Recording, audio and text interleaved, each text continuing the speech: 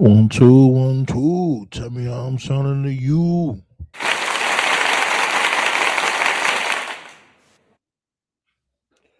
Hey, yo, B, what it do though?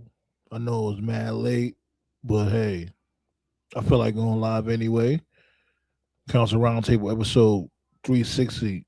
We took the old fashioned razz to let y'all know what's happening. I know I'm sounding real crispy right now, as a matter of fact. Crispier than ever.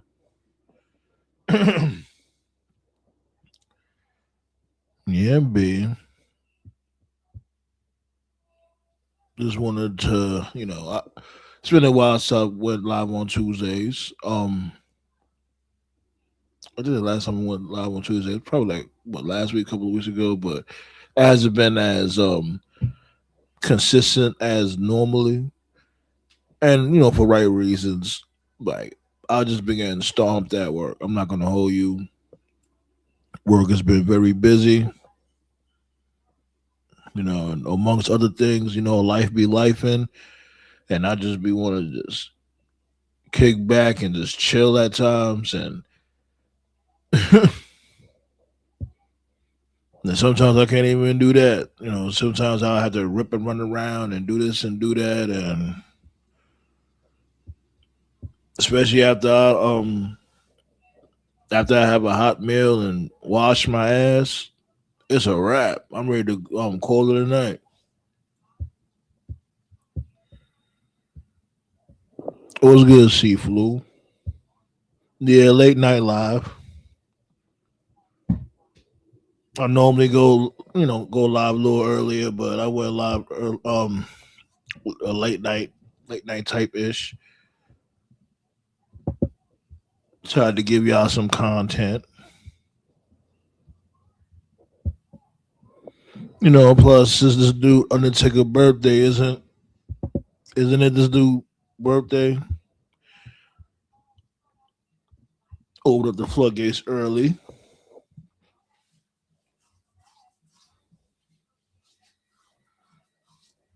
Pull up.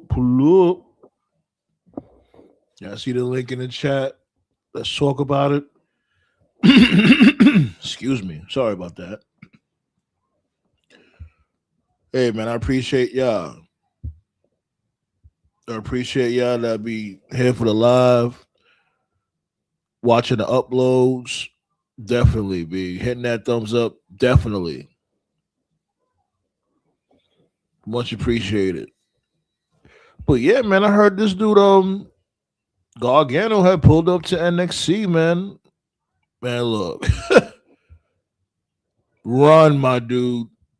Run as far away from SmackDown and stay your ass in NXT.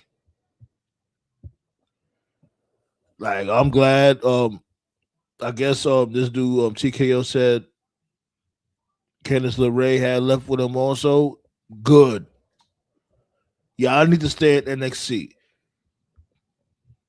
Man, round of applause for the lovely wrestling couple, Mr. and Mrs. Wrestling.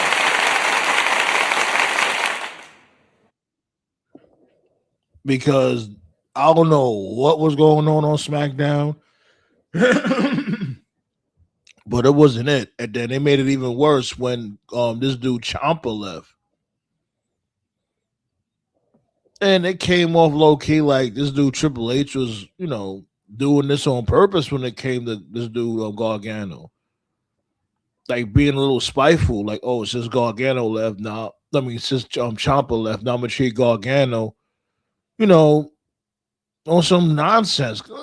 The planking and looking all depressed and getting obliterated by Oba. And we was talking about that match too. We were saying that, man, look, if this was like a takeover or something and it was Oba versus Gargano, we already know that match would have been way different. And I'm not saying Gargano would have just beat the shit out this dude Oba Femi, but it would have been a competitive match. He would have gave Oba Femi a run for his money.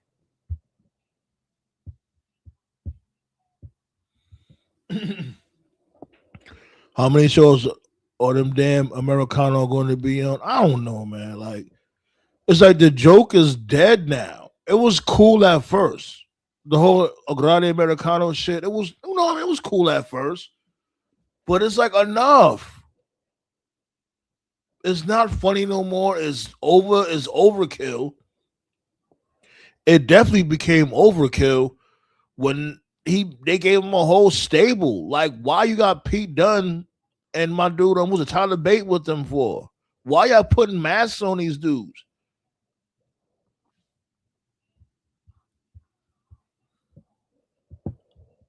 All right, my dude Blaze. What's good, Blaze? What's going on, my dude? How you feeling? Raw, SmackDown, NXT, and AAA all in one damn week. A whole lot of wrestling. That's a crazy part, though. A whole lot of wrestling and not a whole lot of nothing going on. Because all these promotions be thinking like, oh, it's just all about the matches. Like, does any of these promotions know how to tell a story? And I'm not saying any old story. I mean a good story, something really good. Like, y'all tell me what really good storyline is going on. I mean, really, really good storylines going on right now from any promotion. I don't want to hear this old Eddie O story. Like, no, I want to hear something like, oh, wow, okay. I really can't wait for the following week. I'm asking, like, legitimately.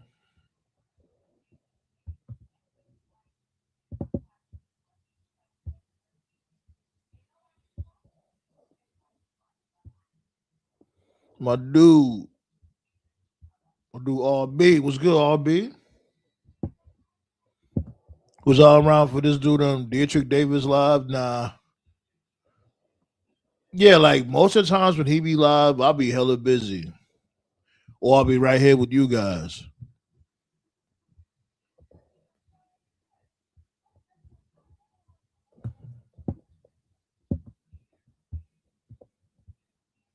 Blaze said being being irresponsible, trying to play one more game before work. I'm running late. Yeah, right before I went live, I was playing some seafood. It's like, man, I rarely get like time for myself like that. You know what I'm saying? Like I have like a few hours. I'll say like 3 hours, 4 hours legitimately. Then I'm going to bed and doing the, you know what I'm saying, doing what I do the following day. Rinse and repeat. What a life, you know?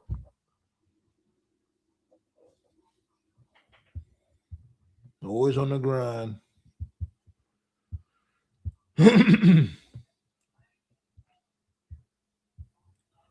I'm all right, man. But you know, sometimes life be life and you know what I'm saying? But you know, you gotta appreciate you gotta appreciate the good times like the bad times, because if there's no bad times, the good times wouldn't exist. Yin and yang. But I'm good though. Blaze said he worked 2 jobs and be on the game once a week. Yeah, man. Like, especially with this goofball in office, shit is getting more and more ridiculous. So tell me about it. All we could do is try to try to stay positive, keep cooking, b, keep punching.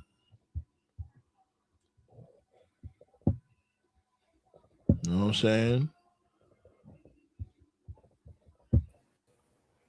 Got my guy Black Star in the building. What's goody, my dude? How you been? Busy. I feel you, brother. I feel you, Look, man. fucking work and the music, and I think I'm going through a writer's block, low key. That's a Um, motherfucker. yeah, like when you, it's like you know what I think happens.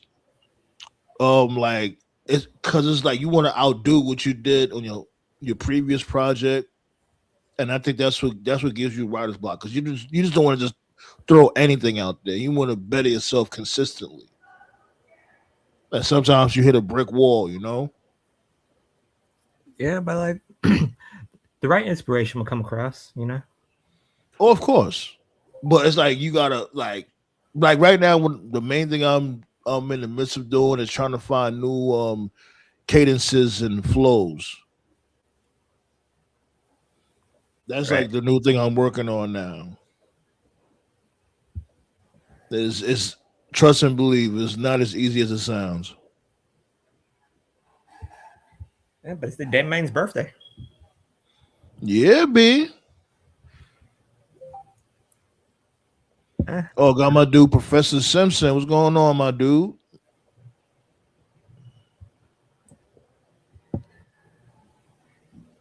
but it What? was. What? This dude Undertaker birthday got any special moments and all that? Greatest moments when it comes to Bum the when Taker? when he whooped David Flair's ass. That'll always be a classic. I always said American Badass Undertaker was my favorite Undertaker. He said that. He said, "What are you doing? What am I doing? I'm whooping your ass. That's what I'm doing."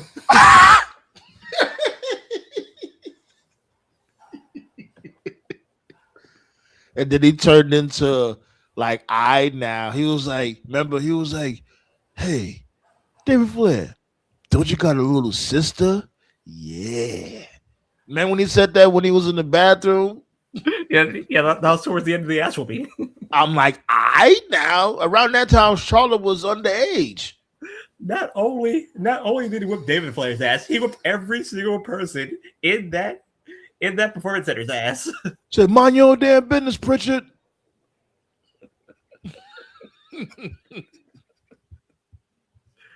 Oh shit. But then I thought to myself yesterday, right? Because I was watching Raw. Oh, give me 1 second, my dude. Got ballet in the blick with the All right. building. More fire. More fire.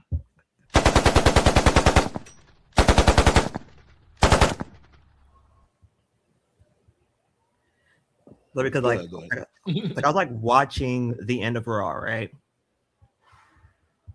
And like an epiphany started like going inside of my mind Okay. that there are 3 storylines in professional wrestling that are heads and heels above the others, right? If you look at them, they've all been coming, or they started over the past 3 weeks. Okay. It started with the Swerve storyline, when Swerve just started becoming unhinged How you and being get whoever the fuck. how do you get from Raw to AEW? No. Like I'm going to end with like the 2 Raw storylines are going to be on the back end of this soliloquy. There you go. Yeah, that word.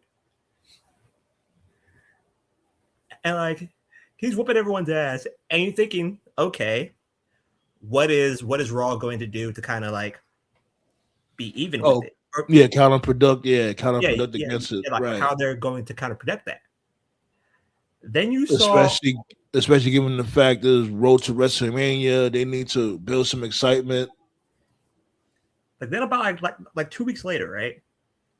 Came the Oba Brock storyline, which again starting off very, very well.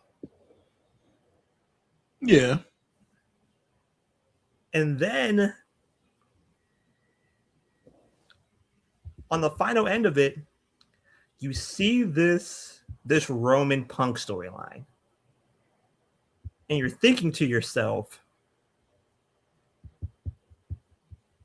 these storylines are very, very good. Why don't they apply themselves throughout the entire roster and making wrestling awesome again?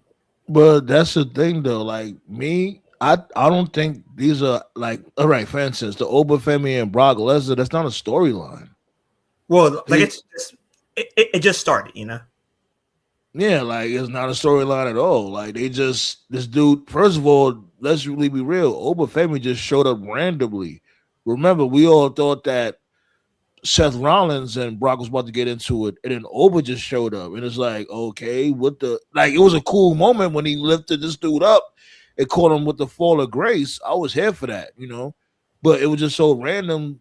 Like since when Seth Rollins was cool with Oba Femi. Well, basically, like there was more to it. Like if you watch like the Instagram reel of Oba, he said there's only one ruler in WWE, and you're looking at him. I was like, shit. What does that have to do with Brock Lesnar? No, because like everybody says that he's the boss, that he's the final boss. Nobody said Brock Lesnar was a final boss. That's the Rock. No, not the final boss, but like he's the guy. It's forced. He's the alpha male of WWE. It's forced. Yeah, it is. But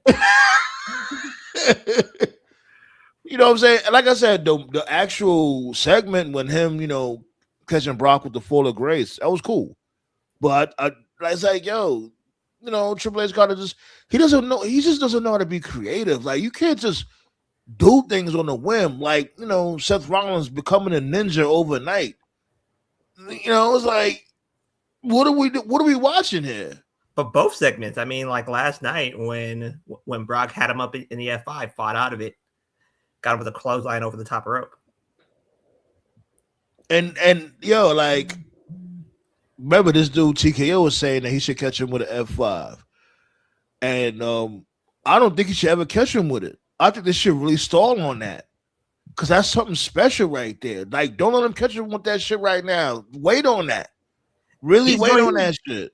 Brock's going to beat the shit out of him in New York next week. That's almost a guarantee. I just don't think. Well, okay, I'll give you that. Fuck it. Let him do that. But him catching him with F5, I don't think that should happen. And I remember the previous show that we did, you were saying that he should catch him with at least one German or whatever. And I was like, yeah, and if he catches him with that German, he should completely no-sell it. Like, I really want them to really go there with Oba. This is a perfect opportunity to really make Oba that legitimate killer. Like let him go there with that shit. Be like, my main thing is I don't want their Mania match to be a competitive match. No. It should be a complete squash. This dude should just annihilate Brock at Mania. That's it. Like then the news of like, oh, I'm not going to be here for a long time. I'm just here to feed my kids. Like, yeah, Oba's winning this match. Yeah. Oh, yeah. He's definitely going to win. Well, he should win, I should say. But, I don't think it should be a competitive match. But let's really be real. Brock always been on that type of time. He didn't really care much about, he didn't really like he knows about the business, but he don't really care about the business. Like he's just a mercenary. He always been on that type of time. He's just here to get some bread and go about his business. But he does sell for people who are worth it, and he thinks Opa's worth it. Like if he likes you, if he likes you, he'll take care of you. He definitely would. Like then to end last night, it was Jay who caught the shot. Like they said, man, get him, get this man. No, they said, get this dude, get him. He was like, man, he called him by his real name and everything. He was like, yo, Joe, get him, smash him, pause. I ain't gonna lie, that shit pumped me up when he was. Yo, them motherfuckers got me pumped last night when he did that shit. And only thing that was missing was Roman doing his war cry. Like then. Ooh, that's the only thing he was missing. Then. Let's read the comments real quick. Okay. So the professor said, I think circumstances have killed so many storylines that creative teams have given up on writing ahead. They book on the fly. That's true. But it's like, what? Like, they haven't written anything. Like, how's anything being written? We've seen on Unreal. What are they writing? Like, people got to remember, just because you say such and such deserves a belt, that's not writing anything. They're not putting like a full-fledged script out. Nothing is being written.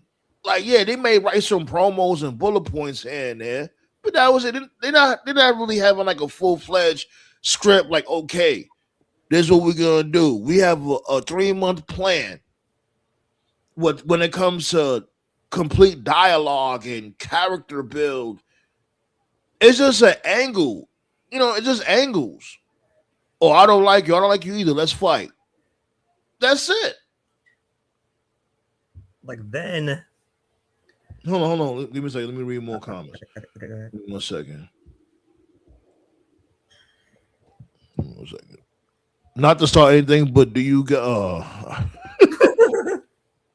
Yeah, that I'm gonna read. I'm gonna read it.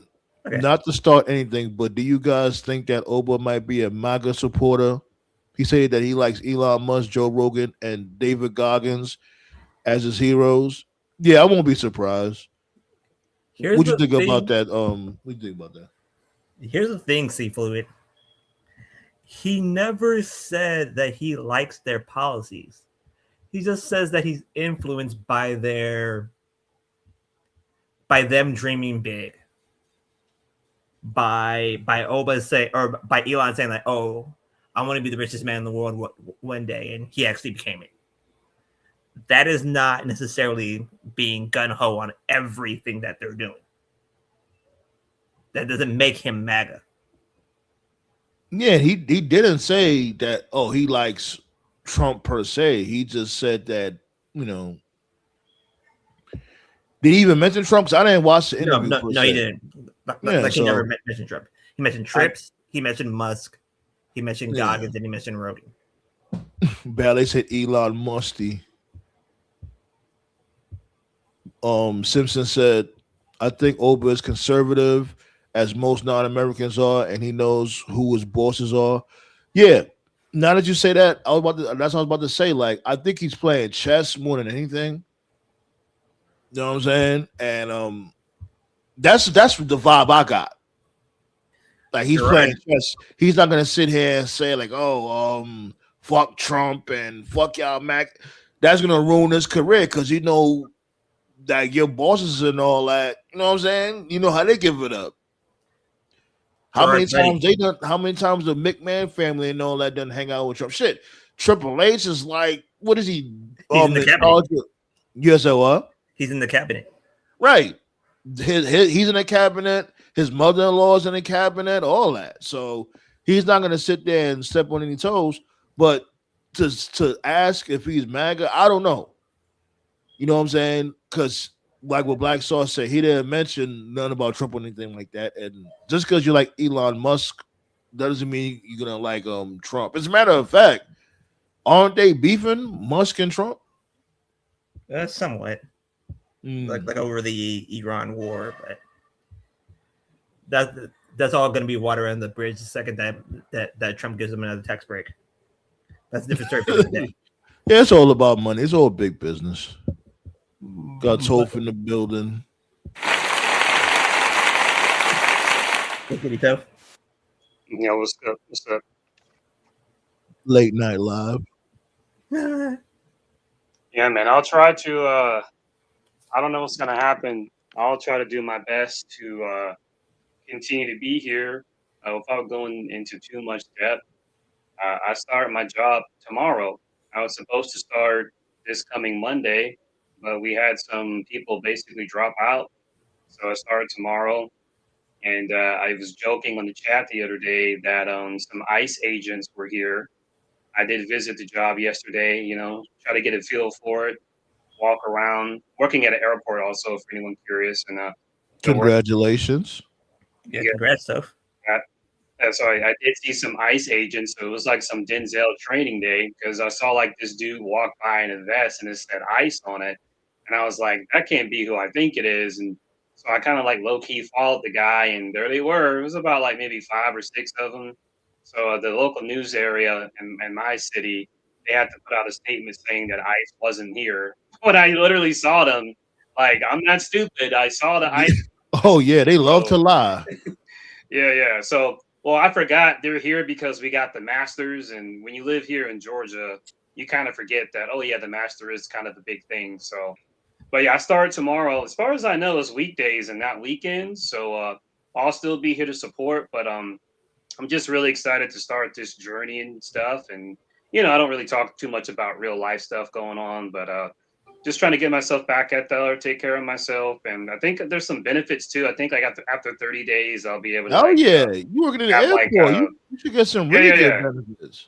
yeah. I think one of the benefits they say is like after I work for 30 days, I'll be able to like take flights and stuff and different states and cities and stuff. I might go to I want to go to Myrtle Beach. I've always wanted to go there. It's not that far. I think as a drive it's like Nice. 3 hours, but if a plane is like 30 minutes. But anyway, so just an update. Other than that, I'm doing good. Like I was about to Hey. say, so like after 30 days, they won't be calling me nigga anymore. Like, yeah. Word, B. Everybody's showing their support in the chat, B. Give this dude a round of applause real quick. Yeah. Oh, funny story. I will say this though. I will say this. I do think I got the job based off of my skills and stuff, but like those virtual seminar things. I'm sure you guys know about those, right? There's like a Not too virtual sure. seminar. Yeah. Well, it was like a PowerPoint presentation and all that, and they're just explaining the job and what it entails of, and I'm just taking notes and stuff because that's what my mom taught me to do. If something has my attention, I pay attention to it. And if it doesn't have my attention, I'm not looking at it, right? Very last slide. Very last slide. So, all right, work at an airport. And this just isn't just this airport. Apparently, like all airports in the country are like this. Number one, you can't have a DUI. Number two, you can't have a jail record. And number three, you have to be willing to take a drug test like every 30 days or something like that. It's like 30 days go Yeah. by, you take a test, and then there's like, it's totally random after that, right? So the virtual seminar, it had like, I don't know, like 57 people, 58 people. It was like a 50 something. Damn. When it showed that slide, like no drugs, like drug tests, DUI, it went from like 58 people to like 12. 12. Right. So like I'm not paying attention, right? Like I'm just taking my notes and stuff. So I look up at the number because you can see like the number of people at the top right. I'm like, what happened? Like, did my Wi-Fi die? Like, did I click something? So like I went back on the slide and I was like, oh. Now They said, obviously, fuck that shit, I'm out. right. So obviously, I don't think that many people have DUIs or a record, but the drug test, that that smoke, Yeah, so that'll there's be it.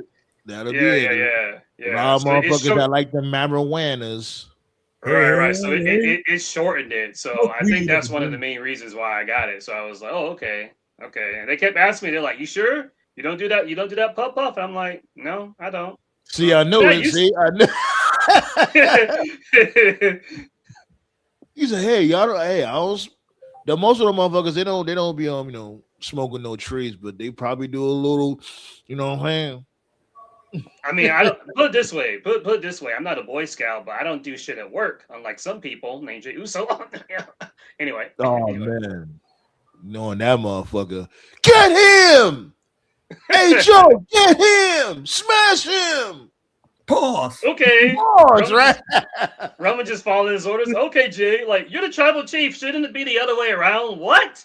But that's the thing, though. I didn't take it as an order. I didn't take it as such. I'm thinking he's amping them up, like, "Yo, stop playing with this dude and fuck this dude up. Why you keep talking to this dude? Get him."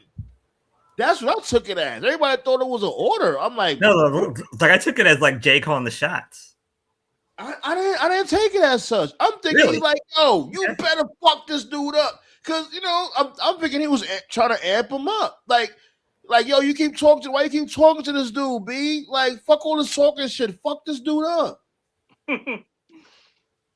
Like then like I was watching like some of the old WrestleManias, right? And like WWE needs to go back to the old song, to the old WrestleMania song. Man, I missed that. Which one though? Like the old lead-in. The old like lead-in song. I know he's talking about this one. The That one. yeah, that one. Yeah. Like they need to go back to that. Cause like there's certain songs that you hear and you know what time it is. You know what I mean? Ballet was saying, "Be safe out there." Yeah, I appreciate it, Ballet. I'll be safe. Yeah, they still had like decent music a couple of years ago. I think the issue is a lot of the music now just sucks. You know. Like, you can still do the shitty anthem songs and shit like that. But it's like it be artists out there that want to work with Triple H and come out with some hot shit. But that's No, on but you could do that, but you could put those songs in the middle or like towards the end, like of the night. But I think the main thing is WWE just don't know how to have fun anymore. To me, I've said before, where I began to notice the decline, without coming off like an old man yelling at clouds. When I began to notice, because they still had like decent music in Ruthless Aggression era. The first Mania where I was like, "Yo, what are we doing here?" was that once in a lifetime shit with Rock and Cena. That was Mania 28, and they had the flow. They had the Flow Rider do. Nothing against Flow Rider, but I was again, nothing against the guy, but I was listening to his music and I was like, "Yo, like this is prom night music. This is not wrestling." He said prom night. But that's what it is. Like, like, yo, my dude, are you even speaking English? Right. That was when I noticed. I was like, "What's going on here?" And like from that point on, it's just gotten worse and worse and worse. Like every year. Like if you think about it, right? Like I watched 7, 8, and 9 so far, and like the old Manias. Yeah. And like every single one of them had commentary that was really good. That's why, like, I always call Heenan and Gorilla as the best, as like one of the best commentary teams that I ever heard. Hell yeah! Well, a shadow of a doubt. Well, a shadow of a fucking doubt. Heenan and Gorilla was, man, it was on point with it. Like Heenan would say something absolutely out of pocket, and all of a sudden you hear Gorilla say, "Will you stop it?" Right. Oh, he'd be like, "Oh, please." He said, like, it was funny to me. Like there was a like WrestleMania 8. Like there was a part where Ric Flair was just beating the dog shit out of Macho Man, right? And then all of a sudden, like Macho Man got the upper hand. And then like you can hear Heenan say, "Stop the match! Stop the match! Just stop it! End it right now!" Oh my goodness, be like what Heenan, man, like see, we were privileged to just watch that dude work, man. A lot of these youngins don't know, like they like when people say, "Oh, you just had to be there." Heenan was one of those instances. He just had to be there. Like, yo, this dude was just on point every single time. Like, I don't think he ever had a bad night. Did he? Only time he had a bad night was when this dude had passed. Like towards the end of WCW. When this dude had passed, when Gorilla passed. Yeah. I think that's the only time he had a bad night. He was drunk at one of those Road Wild shows, but that's about it. I don't remember that one. I don't remember that one. Then they showed. Then Heenan said, or no, like the end of the match, right? And like Macho Man had the tights of Ric Flair. He said, "Look, he has the tights. He has the tights. I want a rematch immediately." Telling you, B. Like, I was like, why? And then you sit there, you're watching it. It's like, why did Flair get the rematch? What the fuck? And like the matches that they called and shit. I ain't gonna lie, like I liked Vince and this dude also. What was it? Yeah, Vincent Heenan. Vincent Heenan was funny too. You know what I'm saying? Vince with the what a maneuver. Vince was good. The only thing about Vince I didn't like was he did that one spot too much where he'd be like, "He got him 1, 2." No. He did that way too hard. 1, 2, and no. The king made fun of him for like a week for like then, but it was exciting though. Like, every single time you knew exactly when cycles. You got the TV on in the background, TKO. Yo, what's up? Good, TKO. What's going on, man? What's happening?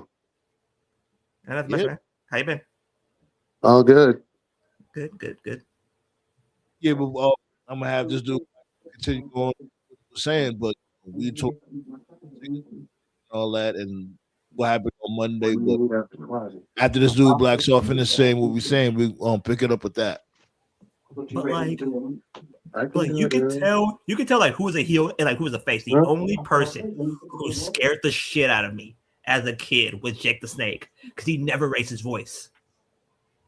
Man, his promo game was still elite. Never heard him raise his voice. He would sit there, he was just talking the same tone. Yeah. And you knew he was gonna fuck somebody up. But you didn't know who. Yeah. That was where, with all due respect, that was where Bray lost me. Because he took inspiration from Jake the Snake. But like in his promos, Bray would do like the maniacal laugh like every other sentence. It's like, bro, if you laugh every promo, no one's gonna take you seriously. Like save the laugh like for like one promo every couple of months, you know? He would do that. Whereas like you said, Black Star Jake, he had like the same tone every promo. So when he raised his voice, you were like, oh man, you fucked up. You know what I'm saying? Like you were afraid. Like when he like I think the only time Jake ever raised his voice was when he slapped Miss Elizabeth that time, and he got off on it. He was like all happy and shit. You're like, wow, this even as a kid, you're like, oh, this guy's sick. What a sick fuck. Like he saved he saved some of his greatest ass whoopings for Macho Man. I remember Macho Man is thing. He gave his two greatest ass whoopings too. Especially remember when they did the whole Eater of Worlds, and this dude Bray, all he kept doing was laughing like literally all week, every week. You know what I'm saying? When it came to the promos with him and Matt Hardy, and I'm like, yo, y'all doing too much. And that I always hated that with WWE. When something works, they always drill it to the ground. With Mankind, same thing. Bray's laugh didn't really bother me too much, but it was just when you do it at the end of every promo that really got old. And also with Vince, he made Bray's character like a supernatural. Bray Wyatt was never. A lot of people don't realize Bray Wyatt was not a supernatural gimmick. He's a cult leader. Yeah, he's a cult leader. Mm-hmm. He was more like Raven, and then it was Vince who took it more in that Taker like direction. I used to always I gave this analogy to some friends back then, and they were like, "Wow, I never thought about it that way." Like when Vince started burying Bray, it reminded me a lot of the Power Rangers. And people were like, that's a random comparison. Like, what's the Power Rangers got to do? If anybody remembers, like, the original season of the Power Rangers, right? Rita was a big deal, and she was, like, the main villain. And, you know, you had, like, a bunch of other monsters and shit. Rita was so my dude Goldar. Right. They remember, like, when Lord Zed pulled up, and it was like, oh, shit. And he had, like, the chair, and he had, like, the staff with the Z on it, and he had, like, the badass visor. I like Lord Zed. I like Lord I like the fact they try to turn him into a straight pussy afterwards. Right. I like Lord Zed. They did, right. When they introduced him, he was like all badass and shit. But then after like a couple of seasons, he was a joke. He was a comic relief thing where like you didn't take him seriously. The next thing you know, like him and Rita got married, and it's like, oh, they're in on it. It was like the writers were in on it. The writers were in on, oh, they're a joke now. Like that's what happened to Bray. It was like you could progressively see. It was like he was in on the joke. It was like, what? And I think there was a YouTube video. It was like a compilation video, and it was called Bray Wyatt, the Eater of Pins. It was like a 20-minute video. Yeah, I remember that. I remember that video. It was so sad, but it was true. Like, literally all his major feuds ended with him hyping it up. Like, the promos for the match were good, but then the bell rings and he loses. And then the bell rings. Yep. Thanks a lot, John Cena. I think the only feud he ever won was the one he had with Seth Rollins. And even still that's a cop out because that feud. No, he won that one, but it was a terrible feud. Okay. I mean, it was a terrible feud. I mean, he beat Seth, but look at the damage that was done before that. He won, but he lost because he won, but then he dropped it to Goldberg right after. So what did it mean? Oh, wait a minute. My God. Wait a minute. What about the Ambrose feud? Didn't he win that?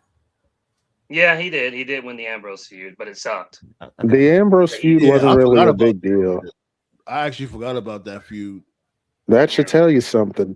Yeah, Seaflu, Waylon Mercy. That's what he really was. He was like a mixture of this dude Raven and Waylon Mercy. Like he did. If you saw his documentary, that's who he channeled all of his character from. The fedora hat, the fedora hat, and the Hawaiian shirts were all Waylon Mercy. Like they're like some of. I promise you, the best heel of all time was Sergeant Slaughter WrestleMania 8. Because my God, was he fucking funny? Hell yeah, B. You know, wasn't they the name of their group, the NWO, for like a short period of time when it came to him, Colonel Mustafa? Wait, what? I gotta check out like each show. Yeah, like check that shit out because I think when it was him, Colonel Mustafa, and I forgot the other dude name. I think it was Adnan. I think it was General Adnan. General Adnan, yeah. For like a short period of time, they was called the NWO, but they scrapped it. Because like when that motherfucker, it was like for like 1 week.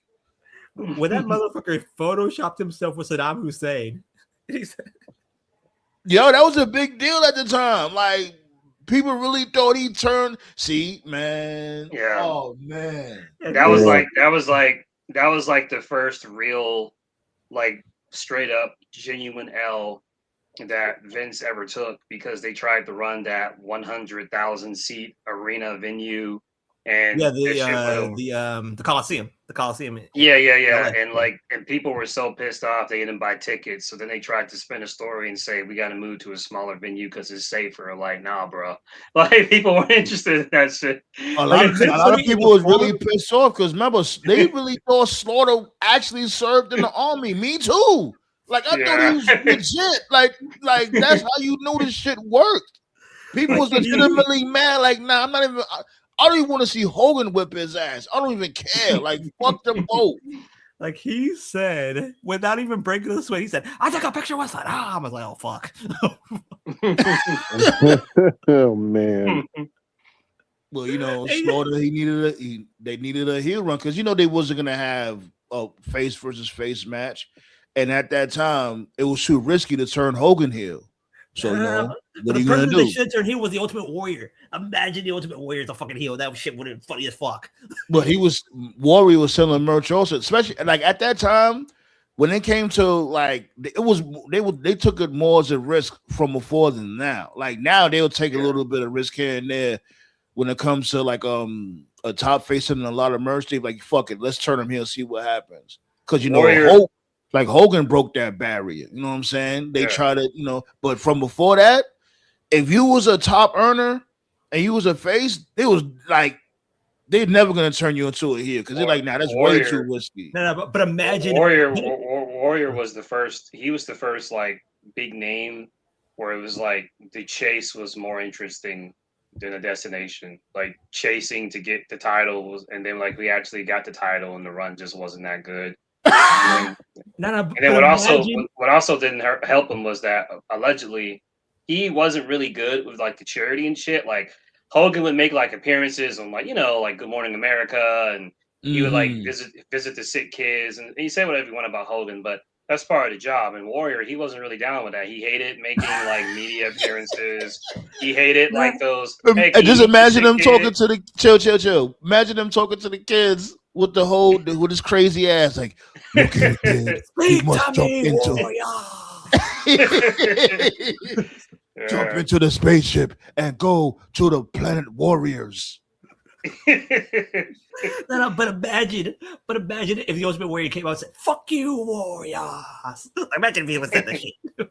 So in that instance, yeah, I definitely get it. Like you put the belt on this maniac, now you got to go talk to the kids. Oh God. Eddie's high? I mean, it's that. I mean, him beating Hogan for the belt at the time was on paper was a good idea, but the long-term result of it was not it, bro. Like, it was a moment, but that's it. He was on every single crack rock known to man. It was like, yo, turn this dude Slaughter Hill and take the belt off that dude ASAP, please. The ultimate puke. I remember Lacey Evans that called Slaughter out for not being in the service. Yeah, I remember that. I remember when Lacey did that. Yeah. Oh God. The second funniest. Yeah. Go ahead. I mean, we all knew. I mean, we knew. I was that. agreeing to what Steve was saying. Okay. I mean, we didn't really need Lacey Evans to point that out. We knew that now, but still. Yeah, I didn't know about that. Like, yeah, I knew about that before Lacey had called that shit out, but I forgot what I heard that shit at. When I was still like hella young. I'm like, yo, he never was really in the army. That's Niggas looking at me like I'm the crazy one. Like, I mean, that just proves how well kayfabe was. Right. Yeah. I've always said for me the kayfabe that made me go what the fuck will always be Yokozuna. That shit lives rent free in my head. Right. This dude went like not speaking a single word. I was told he was from Japan. You know what, JT Cornette? Wait, what? Right after that face, I'm like, whoa. And then all of a sudden he's speaking perfect English. I'm like, he's not Japanese. That dude is Samoan. What the hell? Yeah. And check it. The wild thing was that they always said he's from Polynesia. They never said he was from Japan or he's Japanese or none. When they build him, they always say he's from Polynesia. Me being young, I'm thinking Polynesia was somewhere in Japan or some shit. Right. I'm like, yo, they never really lied to us. They been like, yo, he's from Polynesia. He's from Oxnard, California. That's what makes it even crazier. That right there should have been another dead giveaway that he was Samoan. Because all Samoans do is live in either California or Florida. Like, damn. He said, yo, I'm from Oakland, California. I just work at the damn Chinese restaurant. The hell? I was so fucking betrayed when I found out Yoko was Samoan. Then the second funniest heel of all time was fucking Psycho Sid. Congratulations to him, by the way. Hell yeah. Yeah, y'all. Psycho Sid is going in the Hall of Fame this year. But this motherfucker, every time he turned, you knew when he was a heel when he told the interviewer to shut up, fat man. That's what you knew he was. He said, "Shut up, you fat ball-headed oaf." I'm not gonna lie. I really thought Sid was already in the Hall of Fame, and then I realized that confused him with Vader. But damn, that's crazy. I didn't even like how they did this shit with Vader. Like, it was whack how they did it with Vader, man. Like, they never got over Vader, how he acted in the match with Shawn Michaels. So what he did to Jose Lothario alone should put him in. Man. Oh shit! Yeah. So T-Flu said he had the G.I. Joe action figure back in the day with the kung fu grip and all that. Right, Ballet? I'm telling you, Sergeant Slaughter was a big deal in the mid to late 80s. What? I did not know Sergeant Slaughter was a wrestler until like I watched G.I. Joe's, and then like the following show that came on was WWF Superstars. Right, he was. I heard that voice again. I was like, wait, what? In reference to the Hall of Fame it's great that Demolition and Sid's getting in. But to me, the most glaring, most egregious omission: how in the fuck do you have a Hall of Fame and you don't have Cyndi Lauper in? Like, she set you guys up. Perfect. Yeah, what is the deal with that? Wait, she's not in? No. Nah. Really? Like, nah, like, I think every year people have been asking about Cyndi Lauper. I thought she was in no, wait, never mind. No. That was Sensational Sherry. My bad. She was to connect to younger wrestling fans who don't understand. Cyndi Lauper was to connect to MTV. She was the one that got the rock and wrestling connection. Girls just want to have fun. Huge. Yeah, right. That was huge. Yeah, that was the wrestling connection. WrestleMania. That was huge. That was like one of the first images of wrestling I ever saw. Was from that video. So she really helped sell tickets for that first WrestleMania. So I don't understand how she's not in, bro. Like that's crazy. Yeah. What's even crazier is she's not in, but yet they inducted Donald Trump before her. The fuck? It's so stupid. And Dr. Stephanie McMahon. You know, there was a What? discussion going on about that, right? They were saying Oh, that, Jesse the Body. I love that man. yeah, yo, shots Yo, called Jesse yo. Ventura is my fucking hero, man. I swear to God, he But is. I wasn't gonna talk about that. But I was talking about another conversation. They were saying that how is the Nation of Domination ain't in the Hall of Fame as a stable, but Donald Trump is. Oh Yeah, that too. God, that too. Yeah. Probably Then, because of Rock's ego. Because if Rock's gonna go in, he'll go in like by himself first. but he He had wouldn't a want his. chance. But he had a chance to go in by himself many times, Oh, and I he agree turned with it. you. And he turned it down. So that's Also, on Right, and the him. reason, and the reason he turns it down is because they're very. You got to remember, the Hall of Fame is just another vehicle for them to make money. They don't want to blow their load and put in like every big name. You know, they got to stretch this out. You know what I'm saying? Absolutely. Especially Dewey, especially him. how's Farouk Right. not in? They gotta wait. They gotta wait for a minute to put him in the Hall of Fame. Like, so they like, how old is he now? Like, with his mid-50s? Well, Rock, Yeah. Rock's probably in his mid-50s, I think. he's Watch Saudi 53. Arabia. He's 53. Oh He's wow. Like they're gonna wait till he's like in his late 50s, somewhere They're gonna near put him with there. the Yeah, Saudis. I believe officially To the deal with the Chiefs. Saudis, Yeah. Black Star.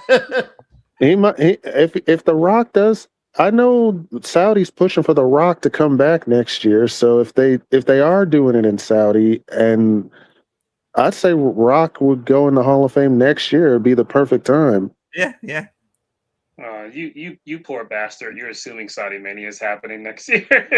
Yeah, No, I mean, it's still not gonna happen. with the fucking war zone going on over there, they're gonna have to relocate. But then again, Saudi's been at war many times and they still never relocated. So Yo, it's a real G shit. Remember, Tribute to the Troops. They was yeah, at war during Tribute to the Troops. yeah, and they were look what happened. They were So stranded out there. So many, but I guarantee freaking you that nobody's gonna want to come. Especially if it's in a war zone. No. You have no choice but to move that shit to New Orleans. Yeah, Oh, but let that sink in. They were stranded out there at that time. I Where remember were they that at Tribute to the Troops? Where were they? They're in Iraq. they were in Iraq. They were in a war zone. That was the night that they brought in NXT superstars to that SmackDown. I remember it's that a well. Yeah, because he got stranded out there. Exactly. Yeah, it's a like, different yo, ball game. Yeah, it's a different ball game to have like a B show or like a Tribute to the Troops show, but to have your biggest show of the year over there, and it's 2 nights, and you have the Hall of Fame, and when they have WrestleMania week, they have events in the city the whole week. Like that's a lot of stuff to be in a city that's just literally a couple of like just a hip and a stop away from like a war zone. I don't see that shit happening. I'm with Black Star. They're gonna have to move that shit for sure. It was a bad idea. It was a bad idea for them to have Mania in Saudi, regardless. Because I'm like, motherfuckers is not gonna want to fly over there, wrestlers and fans. But like, did any of you guys watch NXT tonight? Come on, Black. We eating up with this conversation. You stay doing that. Stop doing that, Black Star. Oh my bad. Like the conversation was getting really good. You just, oh man. My bad. That way for another time. But like, speaking of like international manias, right?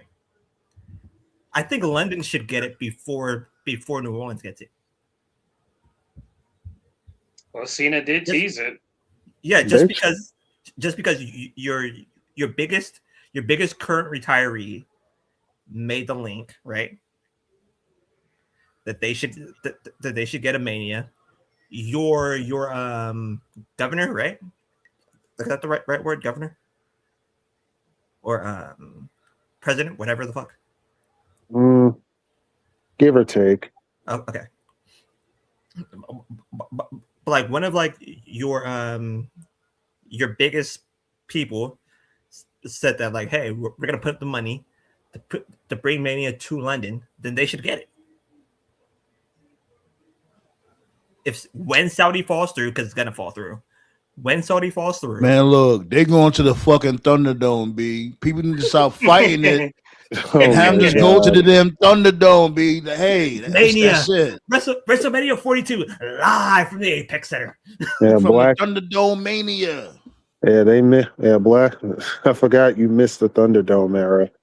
Anyway, So hold on. Blaze said Saudi Arabia is overrated. Show me other countries they could choose with a better live crowd, and the woman don't have to overheat. Right, looking like a damn female Power Ranger. I couldn't tell I ain't gonna lie. When I saw that Rumble, I couldn't tell who was who with them bodysuits Yeah, on. me neither. Yeah, And the me and music Black went That's Star what nuts. I watching said from that the very shit. beginning when they made that announcement. When they said that Saudi was going to go over there, I'm like, that's going to fuck over the girls because WrestleMania is where you have these overly extravagant entrances, and like that's going to hurt the girls. And as we saw I in the feel, Rumble, we didn't know who I any of them feel, were. Here's I my Oh main my feel. thing. god. Hold on. I just wanted to say this real quick. Like, I don't really like to really get religion involved. You know what I'm saying? I really don't.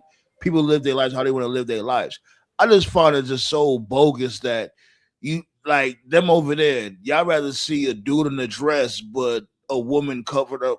I don't get it. Like that's a little bogus to me. Like dudes are walking around with dresses and all that, but you don't want a woman to wear a And dress or it's something weird like. too. It's weird. It's Y'all weird don't want too. to. Y'all want a dude to show skin. Look at these dudes. These dudes is literally wearing panties in the damn ring, but a And woman it's can't do weird. the same thing.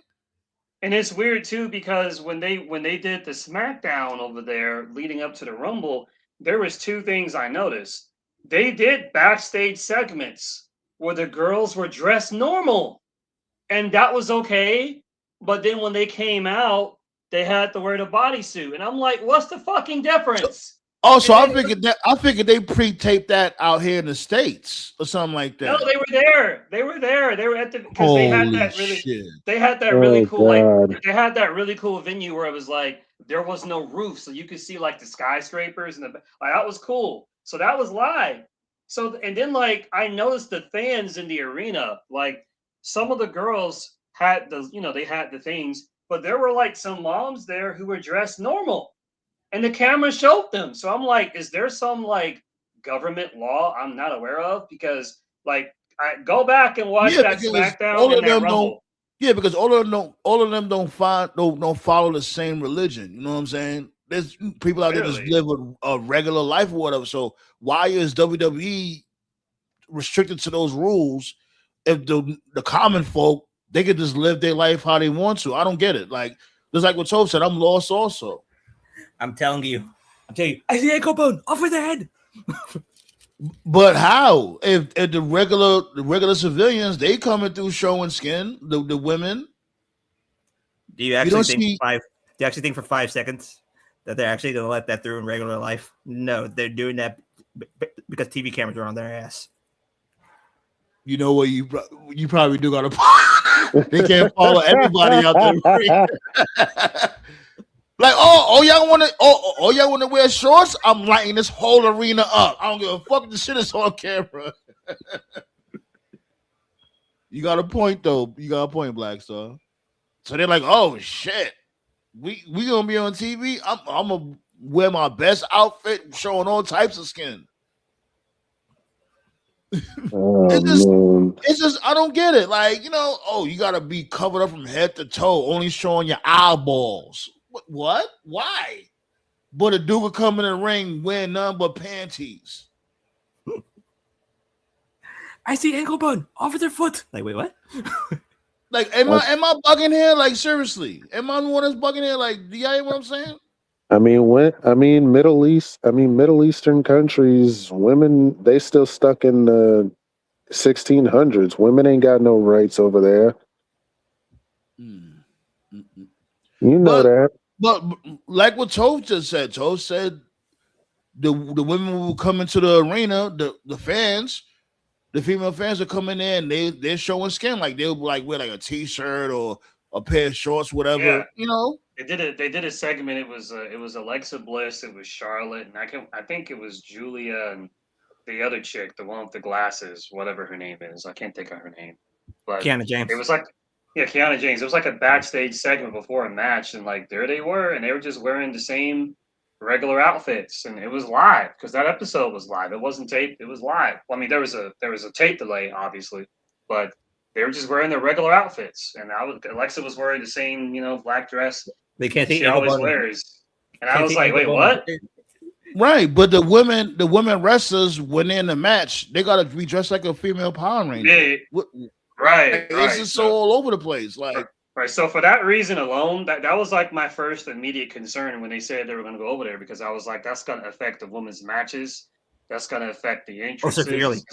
It's going to take away from it. And then as we saw in the Rumble, like we did the live stream live, like legitimately, I did not know who like 90% of the girls were in those outfits. That was like one of the worst Rumbles I've seen. And it had absolutely nothing to do with the match itself. I didn't know who anybody was. So it was like, the fuck? I think I knew who Nia was. I knew who Nia was. Nia and Last Legend. That's it. Right. I recognized those two. Right. And then like when Liv Morgan, when she made it to the end, I didn't even know that was Liv. I thought it was they were all wearing the same. Bro, like all three of their body suits were literally the same colors and the same design. I'm like, what? You know what made it worse? Everybody? Def Rebel made it like 30 times more. Each time I hear... Oh, God. Everybody's music sound the same, too. Each time I hear Becky Lynch's song, like entrance song, her new one, I'm sitting there, I'm all like, who the fuck is this? I wouldn't have known if it was Becky until it said the man has come around. I'm like, yep, that's Becky. Even then, I still don't know who the fuck it is. I'm like, who's this?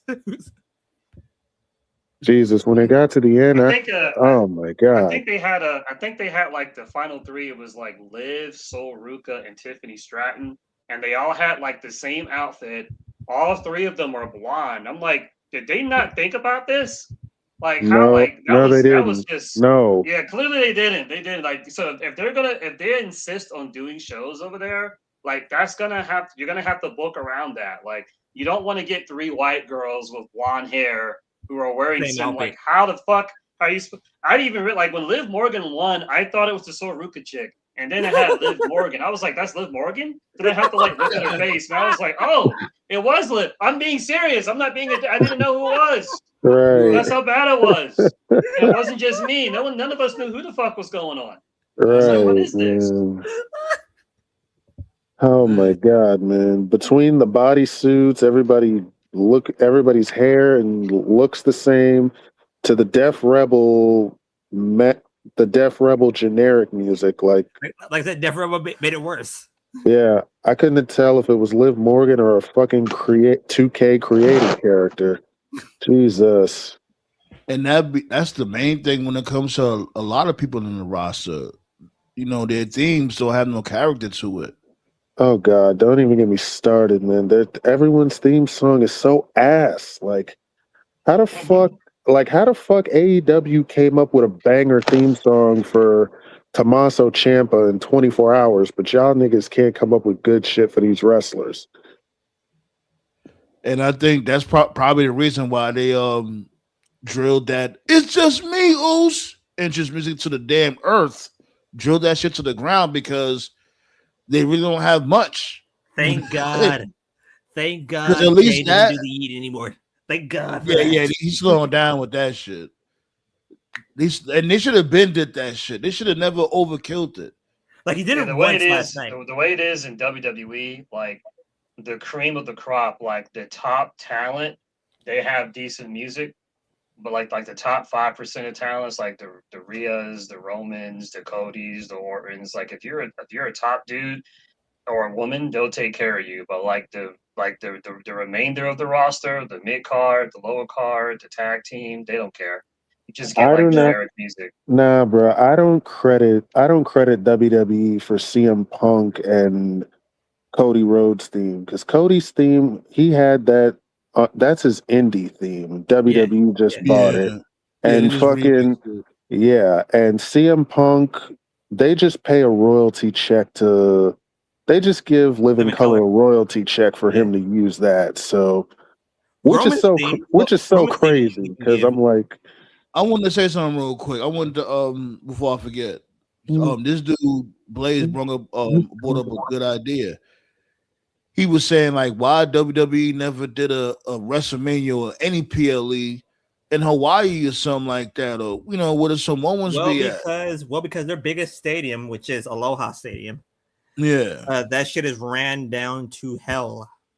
really? Yeah, Damn. like the seats are actually like rotting. That's how bad. Plus Hawaii just had a flood up there, so That makes I sense. didn't even know that. Oh, damn! I didn't even know all that. Well, Yeah. there go your answer, Blaze. yeah. I didn't know that. You gotta remember Hawaii is might as well be an island. Hawaii's an island, bro. Surrounded I was by about to say know- Hawaii is an island. He said it Yeah, might as well be an island. The only thing I It's know about damn sure Hawaii not is a city. the only thing I know about Hawaii was that shit that Rock had with Oprah that blew up in his face, and he's kind of been avoiding them ever since then. So What you could do, and I don't know logistically if you can do it, but why don't they do a Mania in the Tokyo Dome? that's been discussed. I think what it would take, in my opinion, what it would take, TK would have to do something first with AEW. If TK made a move and did like a big AEW show in Japan, and it will happen eventually, that's what it would take. But I know that has been discussed before, not recently, but they have discussed like doing like tours over there because with streaming services and stuff now, they don't really have Because to like that use would work. That would actually work. Yeah. Knowing how much talent in WWE went through New Japan or went through Stardom, that would work. I know I know WWE does live events in Japan, so I don't see how they can't do that. What it is like it's the traveling cost. Like I know sometimes they ask TK, have you considered doing like an AEW tour in Japan, like a Dynamite in Japan or an AEW pay-per-view in Japan? And he's talked about how he's open for it, but it's like the further you go out, you have to fly your talent over there. That costs money. You have to fly, like your ring crew and everyone over there. You got to Most of them lodge have to stop through everyone. Cali in order for that to happen. Yeah, it takes a while to set up. But it's all about the money. That's really what it's all about. If someone puts out the money for it, right. If someone puts out, right, if someone puts out, if a mayor or whoever, if they contact a company and say we want to do it here, they'll do it. So I think what it is. I mean, TK could use the Bucks and Kenny Omega to set that up. I mean, if anybody knows Japan, it would be them. So it'll happen eventually. I just think that AEW would have to do it first, and then WWE would be like, because that's just how WWE is. Because if you remember when Cena did the WrestleMania and UK tease, that was after AEW announced All In at Wembley. That's how WWE is. Like they have to be the best at everything. Yeah, but that bit them in the ass because they still never did it. So exactly. So like the one fucked up Hogan story. Remember that song that song's like that dead kid that Hogan dedicated to? Yeah. And he said that he wrestled in Wembley Stadium that SummerSlam. Yeah. Mm-hmm. Oh yeah. He wasn't even in the WWF at the time. Yeah. Like he did not step foot in Wembley. Goofball. I am so mad nobody ever fact check Hogan's stories, man. Like what? Because as Hogan be, everything he says is law. Like no matter how stupid and ridiculous they sound, like fuck those kids, brother. Like, I think the craziest shit he said was niggas, brother. The craziest shit he said was, I think he said he had like 480 days of flyer miles, and it's like, what planet does this dude come from? There's only 365 days in the year. Like the fuck. No, the craziest thing he said was that he could beat that he could beat Tyson in his prime. I'm like, really? Didn't he say that in the UFC? He said some goofy shit like that. Like, oh, he was offered to fight Mike Tyson. Yeah. Yeah, in the then Dana UFC White in a fact bare checked. knuckle fight. Yeah. Yeah, Dana White fact checked it because he said that was before he owned the UFC, and so he said he went through the rabbit hole and there was no record of that at all. So- Yeah. No. The worst story that Hogan had was that he said that he was offered the Foreman grill first. He was dropping off his kids at school. I was like, wait, Yeah. what? Ain't nobody trying to eat no damn Hulk Hogan grill. That it don't even sound right. Foreman grill, Right. it has a flow to it. It sounds right. The Hulk Hogan grill. No. Like, I He still probably never. wished. Yeah. Yeah, I still don't know how. I still haven't heard any good news about that American beer that he used to sell. Like then he said that he tried to kill himself, and he got a phone call from Layla Ali. Layla Ali said that I never heard of him a day in my life. The only Hogan story I believe is probably true is according to him, and he's gone now. According to him, he didn't know what the finish was with Andre at Mania 3. He said they kept him in the dark the whole time. I can somewhat believe that only because it's Andre. The most believable Hogan story was that the NWO was supposed to be him, the Booty Man, and the Nasty Boys. I'm like, yeah, that sounds believable. Y'all heard about that too? Yeah. Oh God, that would have sucked. That sounds believable. Thank God that didn't happen because Lordy, man, that would have been so ass. That don't even sound like a group I'd want to watch. Mania, brother. That's when WCW would have been dead sooner if they'd have did that shit. Well, imagine Hogan and the Nasty Boys in the NWO just going around sticking motherfuckers' heads in their pits. Like what? Ain't nobody trying to see that shit, B. And they took him to Penny City. Like, wait, what? And then Hogan tried to bring these motherfuckers to TNA. I'm like, what? Oh, he did. He ain't try. He did. They looked crazy. I'm like, yo, what are we doing there? The Nasty Boys beat the Dudleys. Like, what the fuck? Yeah, that's what this show's all about. Man. To have a dream match against the Dudleys. I'll never get over that, was bro. 2,000 pounds. Yeah, I'll never get over Christopher Daniels jobbing the Val Venus in 3 minutes and seeing the actual crowd, God. and turn their and back. Then that whole front row, that whole crowd literally turned their backs on the whole night. I was like, they get some snacks. Nah, they literally turned their backs the whole night. I'm like, I don't blame y'all. Like, this shit was ass. Did they make D'Angelo De Niro job to Val Venus one time? No, they made him job. They probably did, but Jesus. Then they did that. They attempted to do their own rankings, and I remember they had like the fans vote. I think they wanted Abyss to win, but then and they picked Desmond Wolf. Yeah, Desmond Wolf, and then like they had RVD squash him in like 3 minutes to be petty, like just stupid. Which made no sense. I'm like, before we get too fall off the rails, I actually did like the whole Bound for Glory series. I like that shit. Like TNA did have some creative ideas. Yeah, that was basically the G1 before I even knew what the G1 was. They should bring it back. Yeah. And actually stick to it. Don't do no bullshit. You know what I'm saying? Stick to the system and all that. And they had like, if you pin somebody, I think it's what at 1 point when you make somebody tap out is 3 points. And like if it's a disqualification or something like that, you lose points. Yeah, it was like, okay, you lose something creative, and then whoever gets the most points by the time Bound for Glory hits, they're the number one contender. Like, wasn't it like 1 year like Samoa Joe had like minus 30 because he kept on trying to Wait, hold up, guys. No, like, go ahead. C Fluid, I want you to get one of those neuralizers from Men in Black, and I want you to flash yourself. Pause. We don't talk about Orlando Jordan, sir. No, sir.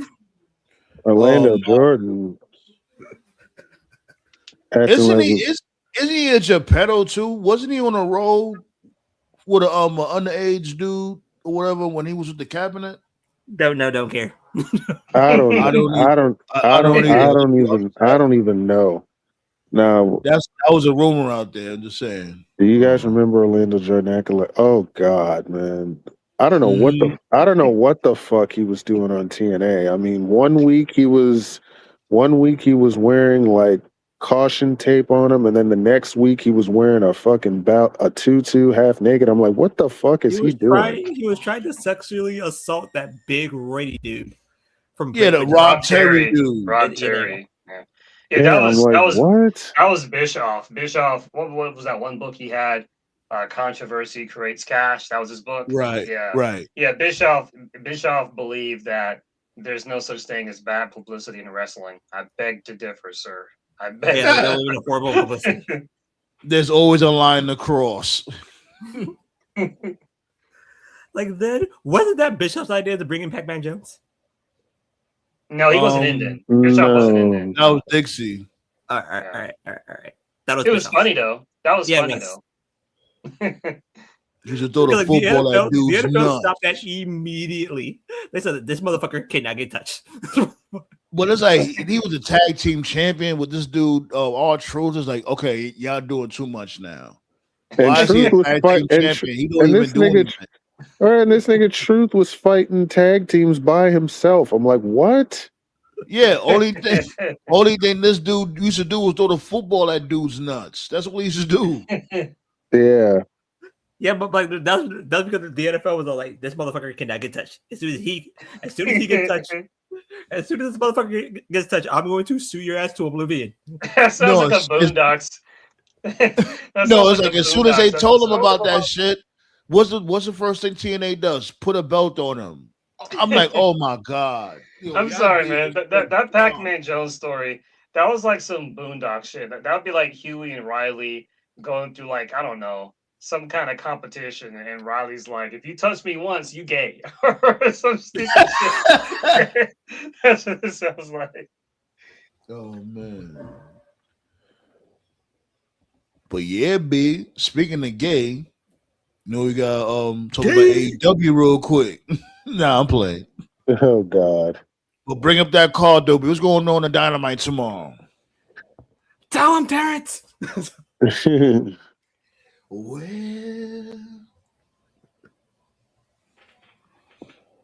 my dude with a whole hook. How this dude got a hook? Yo, tell Swerve, yo. I think Swerve and what's my dude name? What's my dude name from SmackDown? Ilya Dragunov. Y'all need to go to a meeting.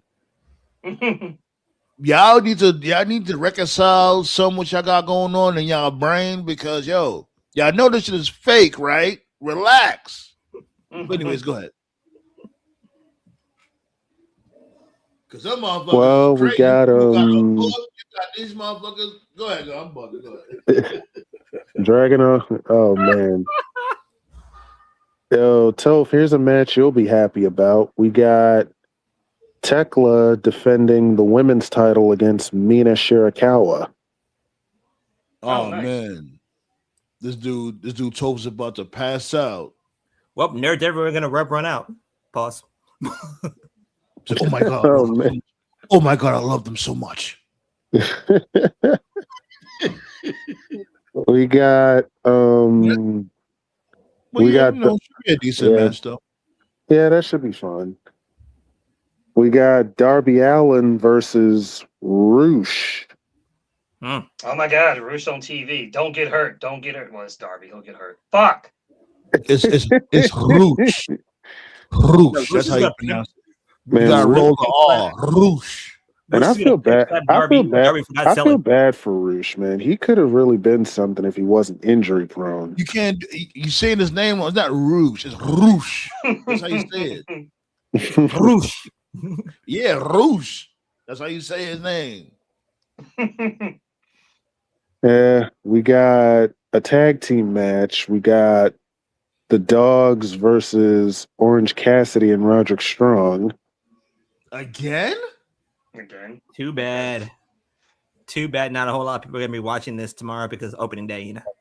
But go ahead. Yeah, Ballet, let him know it's Roosh. You said Roosh. No, you gotta roll that R, B.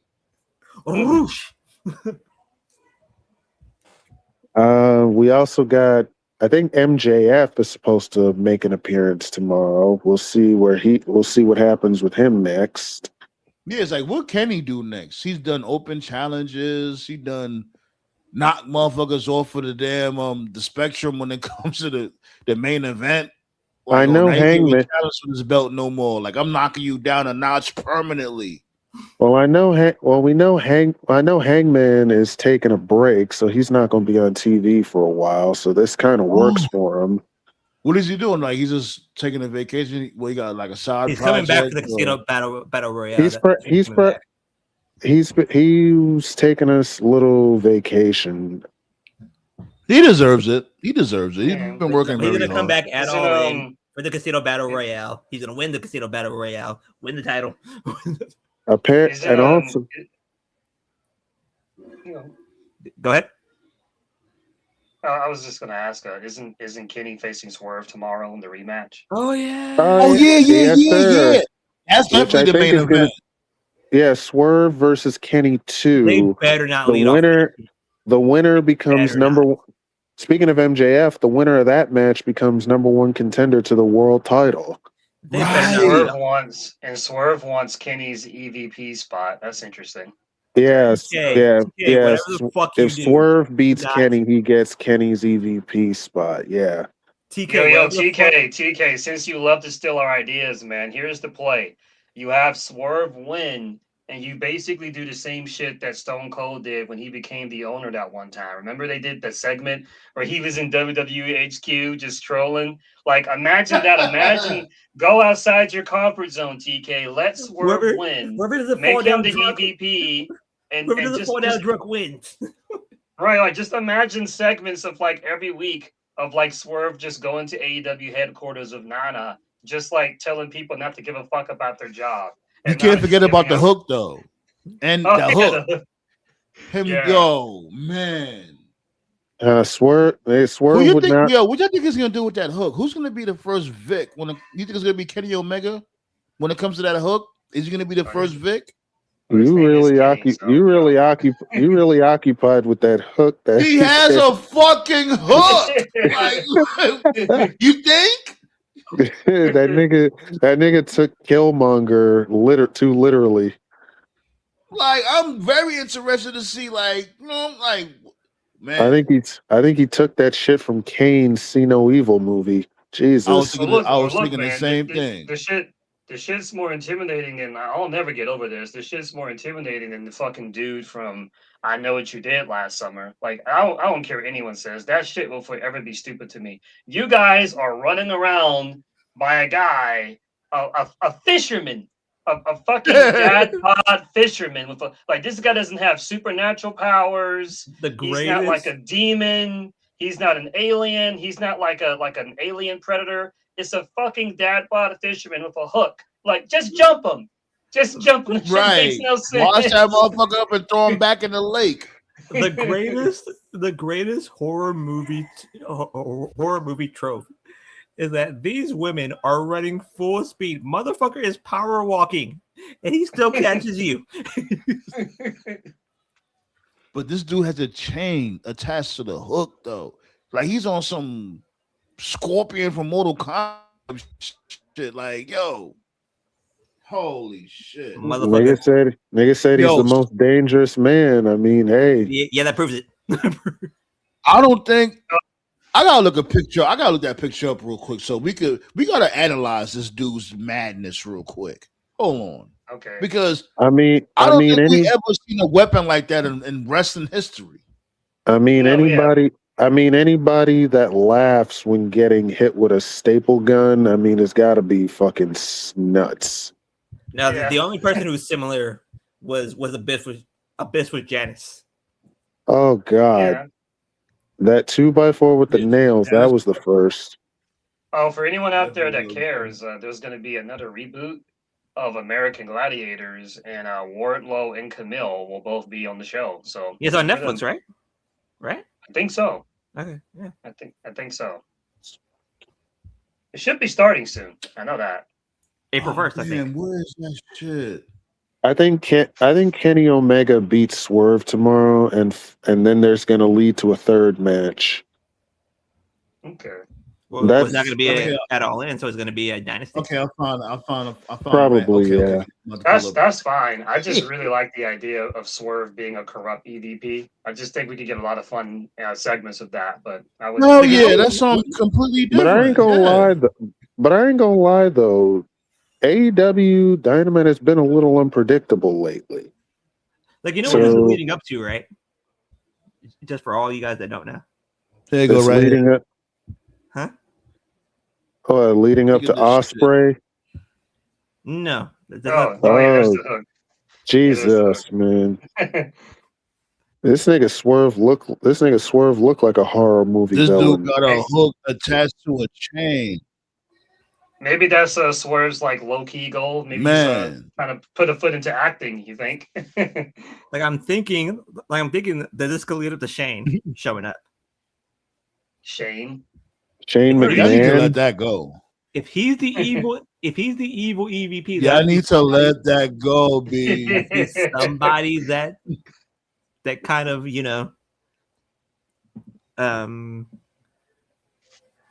swings the pendulum towards the right direction, right?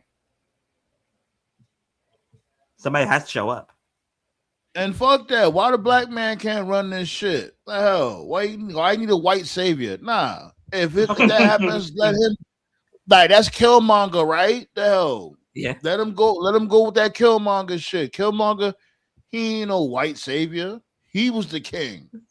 But he's gonna go in there and say everybody must die. See, I'm Oh thinking, yeah, that's the point. See, I'm thinking he can beat Kenny. He becomes the EVP. He makes Kenny like subservient to him. He changed his name from Swerve Strickland to the Underground Kingpin, Swerve Strickland, and he can just basically just be corrupt. He can start his own faction, put the Shane Taylor, take the Shane Taylor promotion folks and link them up, get Athena, link them up, and just have them just basically just take over. Yeah, Swerve- like really, like inject Swerve- the poison in the AEW roster. Well, Swerve would have. Well, if that's gonna happen, then Swerve would have to win the world title if they do Athena- Oh that. yeah, obviously. Here's the problem with what you're saying. Athena's never leaving the ghetto. Oh yeah. And if Now, you went with my all idea, jokes aside, this dude Yeah. got a point. Just imagine him doing that shit. Like, imagine Yeah. this dude Swerve really, like injecting poison into the AEW roster and slowly taking it over. Like, really build a story. Like, yo, I'm gonna slowly take this shit over. I'm injecting a lethal dose of poison. it would be like my idea of my idea of it. It would basically be like the Don Callis family, but good. He just basically he would basically just corrupt just different people one at a time. Like he could corrupt like as an example, like he could corrupt like he corrupts Kenny, then he could corrupt Athena, he could corrupt like Hook, whoever. I don't care. Just corrupt people and just make them go rogue. And he just literally just has a hit squad Like under the shadows, like some hitman? League of Assassins type shit. A good hitman for Swerve would be Joe. Like that would be the Yeah. perfect hitman. Yeah, you could do it. Of course, if you went with my idea, then of course, yeah, like TKL said, obviously he'd have to be the champion, which means MJF would have to lose. So Yeah, that's the eventually. only route. Eventually, be, like, that's absolutely gonna corrupt. happen. Yeah. You could make him Venom and just go absolutely just go ham on everybody. No, like the whole Killmonger shit. Remember what Killmonger did in Black Panther? Have him on that same type of time. Have him build that influence and Better have than Venom? people really start joining him. Like, yo, like him speaking the truth, like what Killmonger did. He and did it. He spread did that a influence. He made a statement on Twitter. Is actually really good. I wish they did a promo. Someone asked him on Twitter, like, why do you want Kenny's EVP spot? Like, what does that mean? And then Swerve was like, an EVP spot is more powerful than a world champion spot, because if he was the EVP spot, he said that he could use the EV power to basically corrupt and prevent people from getting title shots. So he could theoretically become the EVP, and then he could prevent like Jay White from coming back. He could prevent Osprey from getting a shot. He could prevent like Bandito or Brody. He could literally like prevent anybody else from challenging to just leave it all for him. It's like some Lex Luthor type shit. You see what I'm Yes, saying? Like there's and money here. and that's why I said like let him be the face of that shit. Because Black Star was saying like have this dude Shane coming. Nah, fuck that. Let's have that like because that's something WWE would do. Nah, have that real powerful, dominant black figure. You know what I'm saying? That he can have Right. Bobby Lashley as his muscle type shit, and then you have the power struggle going on with that. You know Yeah, what I I'm think saying? Bobby Like, would actually listen to him. No, I'm just saying down the road. I'm not saying Okay. like right now. Like for right now, just have him really just like have people following his influence, like what Killmonger did in Black Panther. Why Black Panther again? Like this, that's how exactly how they should have booked this shit if he becomes EVP. what will Yeah. what would work?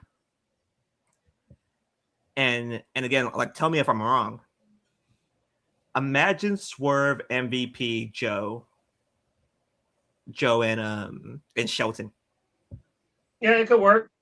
Joe could be like his enforcer. Well, We're Shelton supposed could to be like we're supposed to forget about that C-flu. They'll get Toph mad. What happened to the EVP status of Swerve and Ospreay? Well, oh yeah, the Young Bucks Great got match, by removed. the way. The Young Really Bucks great got match. removed. The Young Bucks are no longer EVPs. They got removed. Another alternative if Swerve and Ospreay would have lost would have been Ospreay and Swerve not getting a world title match for a year, which would have also been a funny story because I would have had Swerve kick Ospreay's ass for the next 365 days. All right, for instance, Black Star. Now that's what you call a story, right? When they came Yeah. to the Young Bucks, they was millionaires. They was floating, taking trips, buying all different types of kicks, and then after that, they became bums, and their credit score plummeted, and all this other extra shit. That's you call a story. I give with the the Callis- Bucks that, huh? Got with the Don Callis bums. Yeah, yeah, them potentially going down with the Don Callis family and getting that $1 million match and all that. Said it wrong. That's Don you Callis call, bums. yeah, So of course. speaking of the But Bucks, that's what shout you outs. call a story. You know what I'm saying? You know what I'm saying? I give TK that. You know what I'm saying? Okay, Like so that's what you call like an even flow of a story, is character development, and it made people appreciate the Bucks a little more because they went through the adversity. Yeah. We went through the Speaking of journey the with Bucks, them. speaking of the Bucks, shout out to them. 2 BTEs in a row. I see they're throwing shots at Dave. The previous one, they both showed off their WrestleMania 21 tickets. They both went to that show, and they said that Michaels and Angle was a 5-star match. And then the most recent episode, they were asked. They do this thing called BTE Mailbag, where they're just asked questions. Like fans can send in questions and stuff. And then one of the questions that they were asked was, who's the best tag team outside of AEW? And then Nick Jackson said that they're one of the best tag teams to ever do it, and he said big ups to the Usos. And Really? of course, Dave Meltzer, they put over the Usos. Okay. And of course, Dave Meltzer doesn't like the Usos, so Dave's in shambles. Oh please! Dave but Meltzer doesn't like the Usos. That's new. Like who cares what he likes? No, Yeah. but to me, like, don't you guys like find it interesting? Is that like in the WCW WWE rivalry, the wrestlers never liked each other because it was a real war. Like Scott Steiner alone, when he would just kill people on the mic on a weekly basis. Oh, by the way. That's because motherfuckers never wrote a script for him. Like, how do you censor Scott Steiner? When he looked at Mike Tenay and choked him, is that a Hurricane Rana? Whatever the fuck you call it. That nigga Scott Steiner said with his whole chest, pick up your remote and change the channel because WCW sucks. That was the only part. That was the only part of the script. That was scripted. WCW sucks.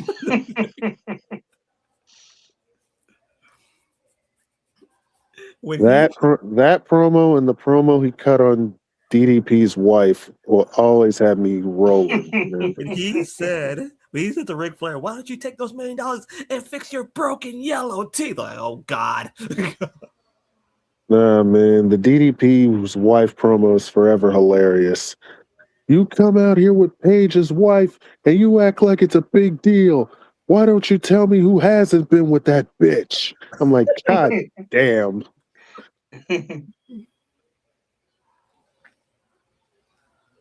Yeah, good luck writing. I would love to see somebody write a promo for that, man. Okay. Like you knew. My favorite Steiner story was the story where Goldberg didn't want to lose to Steiner because he felt like he could beat Steiner in a real fight, and he tried to beat up Russo. You guys know about that story? Really? I know Yeah. I know Goldberg always lost to Scott Steiner, so that didn't work. Yeah. It was near the end of WWE's life. I'm guessing it must have been like in 2000 or something.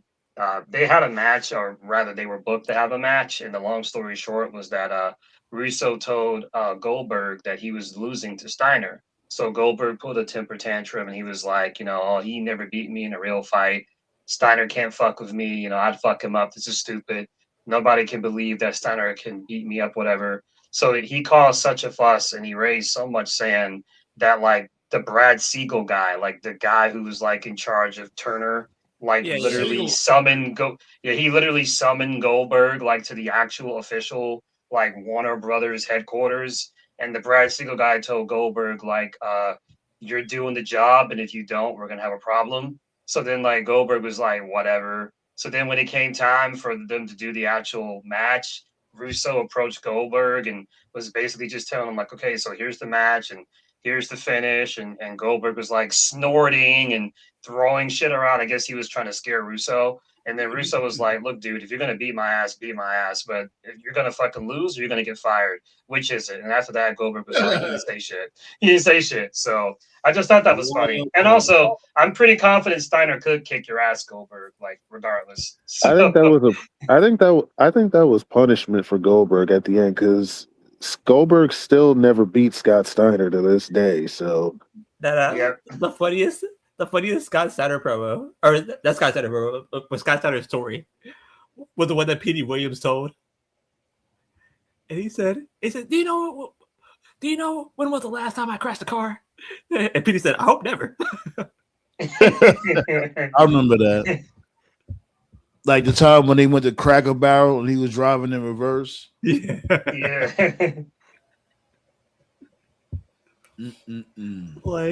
Like you knew WWE wasn't going to control Scott Steiner the second he said, "Give me the fucking mic" on live TV. He was one of the few dudes that like called out Triple H, and it was just like, "Hey, Scotty, we want you to take a piss test," and then he was like, "Yeah, let's take it with Triple H. We'll take it together. Never mind." Yeah, man. But yeah, be fucking Sid, man. Yeah, Psycho Sid's going in the Hall of Fame this year. Rightfully so. So, B. Somebody on TV needs to say "Shut up, fat man" at least one time. I hear Sid's son is going to accept on his behalf. Dude looks he looks just like his father too. We're gonna get a repeat of that time. Vince like had a premature ejaculation when he saw Rick Rude's son. Here we go. Oh God! Like when Sid. Oh, like here we go. Like each time. What happened to my car? Go back! Where are you? Go back! Go back! Oh my God. What didn't make sense about that? What didn't make sense about that was when he asked the dude where his car was, and he was like, lap 22. 22? Oh, man. What the fuck does 22 have anything to do with anything? Oh, my God, man.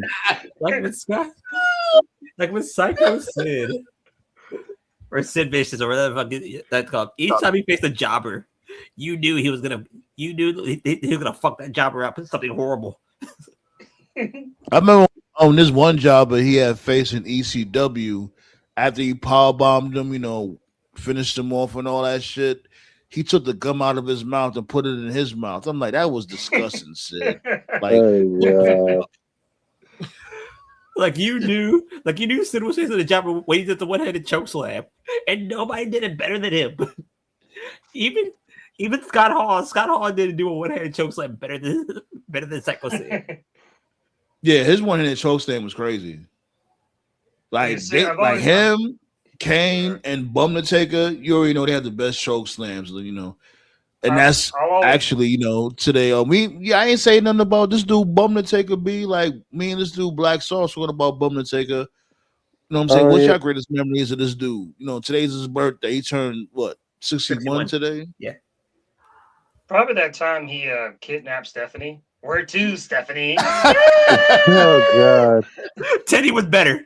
Teddy was man, better. bro, Let's minute, go for a man, ride, Teddy. man, minute, and I'm telling you, Ministry Taker was Perk Taker, man. I'm sorry. Favorite Taker memory? I would say besides his storyline with Kane, which to me I think is one of the best long-term storylines they've ever done. Yeah, true. I would say the obvious, man, when he when he dragged Hogan on the back of his motorcycle. Oh, he Shit. didn't know Dead Oh, Man yeah, Inc. was in the yeah. house.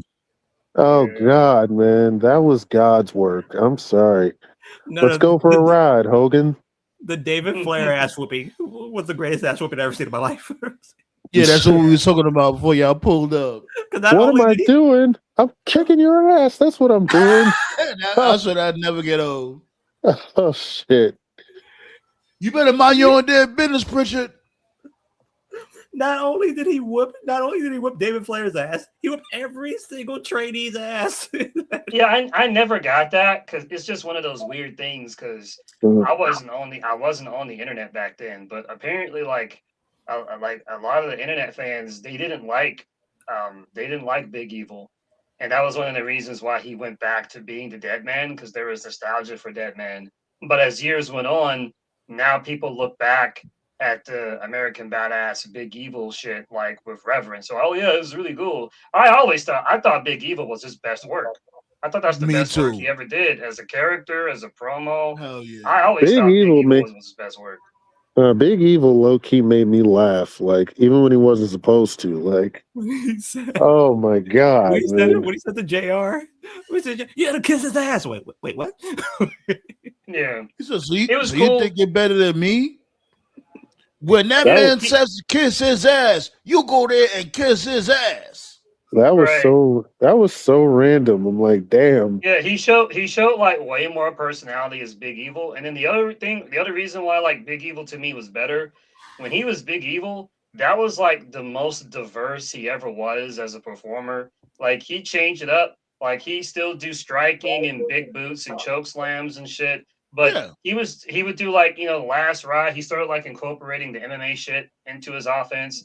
The And triangle he choke. was kind of and he was kind of like all over the place with the card. Like he still wrestled like main event guys like Brock, Kurt, Rock, but then every now and then he wrestled like a Jeff Hardy or like a young John Cena or like a Maven. Like Remember when he was a hardcore champion? That was actually a underrated run. He did the hardcore championship a really good job. Like That dude just people don't really came up talk and about that shit. that's because Mhm. Taker kept showing up and just fucking people up. Like, Jesus. Yeah, If I'm guessing that era of fans, they just had nostalgia for Dead Man, so they just didn't realize how good they had it at the time until years later. Like, damn, that was actually a pretty good gimmick. Like, no I shit. always John- saw that motherfucker overrated Bum the Taker, the slow man and the zombie shit. I never liked that shit. I ain't gonna hold you. during I was so disappointed when they didn't show the Raven ass whooping. Or not Raven, the Maven ass whooping Yeah. that he gave when Maven eliminated him. He came back into the ring with the chair on, by the way. Well, on what Sandman's saying, when it comes to Dead Man Taker, the thing about Dead Man Taker that the part of that conversation people don't talk about, Dead Man Taker was weird because it's like he was like on some line shit where like he got better with age. When Dead Man Taker started getting good, it started getting good like with the Orton feud, like the Orton stuff that was good. The Batista stuff, that was good. The Shawn Michaels stuff, that was good. Like mid to late Ruthless Aggression, Dead Man Taker was great. But like 90s Dead Man Taker, that wasn't good. Giant No, Gonzalez, that was ass. King Kong Bundy, that was ass. No, Didn't he have a You gotta remember. 1989, when he debuted, it was probably one of the best debuts I've ever seen in my life. You got to remember at a time where he came out at at that time during that era, good matches and good segments weren't really like a big priority. Like they didn't really start to pick up till like the late 90s. So when he came, or when the $1 Million Man came out with his team, there was one person missing. And when the $1 Million Man said, "From the Valley," with his manager Brother Love, I was like, "The fuck?" who the fuck is this guy? The Undertaker. and then Roddy Piper said, "Oh, look at those ham hocks. Yeah, look at them." I mean, well, he's kind of lucky though. I mean, Vince had a lot of faith in Taker from day one with this He had a gimmick. lot of faith in Roddy Piper. Hell yeah. It's definitely the craziest gimmick in hindsight. Like, so his gimmick is he's a dead guy. Like, that should not work. That should not work. But he made it work. Imagine if Vince had his way and he came out of the egg. Oh God, Oh he'd have my been, God. he'd have never had a career if that happened. Holy hell, Louise. Like thank God somebody had the sense to not do that. Remember, like he was supposed to be with Brother Love, and I guess he wasn't with Brother Love his first night. Yeah, I'm saying he was supposed to like stay with him and whatever. Pause, but I guess Vince is like, nah, that's not gonna work, and threw him with this dude Heyman. I said Heyman. This dude, Bearer. Paul Bearer, Paul yeah. Bearer. Now, when I was a kid, he was the one that scared me. Paul Bearer. More than Jake the Snake? Jake the Snake never scared me. I ain't gonna lie, Paul Bearer had a lot of dope, was a manager for a lot of dope people. I mean, Taker, Vader, Mankind, Kane. Nah, that whole Vader thing killed me when he said, I'm just a piece of shit. I'm just a fat piece of shit. Like, yeah, that right. That pretty much ended on that day. 61 years old, B. Like, that's what's up. Like, on some real shit. Like, I may talk a lot of shit about Undertaker, but for him to still be here with us after the crazy shit that he's been through in his career, that's what's up, man. I did not know Taker was from Houston until he retired. I didn't even know that either. He a Houston guy. Crazy. Shit, when I was a kid, like Death Valley, I'm thinking like, oh, is Death Valley like hell or something?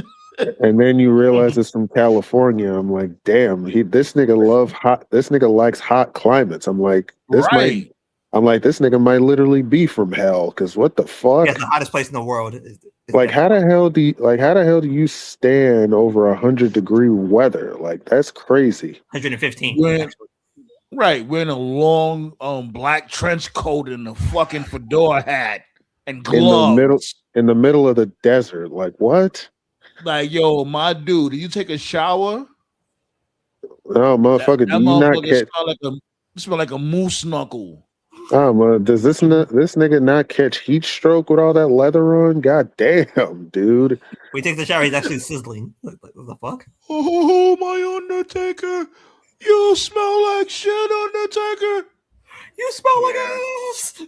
He was ass like in fucking 97 when he started putting like the tear on his face. Like his promos were bad. He would just talking about his creatures of the night. Like then like when he got good with promos was when he was doing the perk ministry shit like TKO said. That's like when he started doing the demonic shit, and then a year later he transitioned to American Badass. Imagine. He told The Rock He told The Rock, "I may not dress like the devil, but I can still get down." Go medieval on your ass. No, but just imagine, just for a second, if Jake the Snake was the higher power. I think it would have worked, not honestly. It definitely would have worked. It definitely would have, but this dude was too busy taking a nap at the damn bar. Also, one thing too that people don't mention. One thing that the people don't mention about the higher power shit. That was the same year that they did Taker and Boss Man in Hell in a Cell. So Yeah, if it was, Vince was the higher power, that means he purposefully sacrificed his own bodyguard and hung his own security guard on national pay-per-view. Oh, by the way, he sacrificed his own daughter. Remember, he sacrificed Stephanie. Remember this? That's what they were saying. Well, what made like, even? Yo, you sacrificed your daughter, my dude. Why? Well, what made even make?